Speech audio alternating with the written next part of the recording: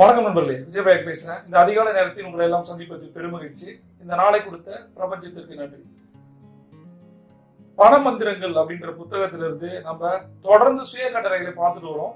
டே 1 நேத்து முதல் சுய கட்டளை, நான் ஒரு பண காந்தம், அவன் மணி மேக்னெட் அப்படின்னு நம்ம பார்த்தோம். ரைட், இதை 3 முறை சொல்லணும், 8 முறை எழுதியிருப்போம்.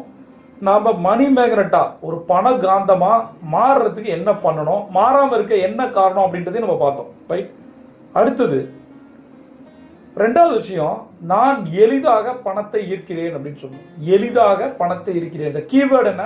எளிதாக. நம்ம பணத்தை ஈர்க்க முடியுதா அப்படின்னா ஒரு மிகப்பெரிய கேள்வி, ஒரு $1 மில்லியன்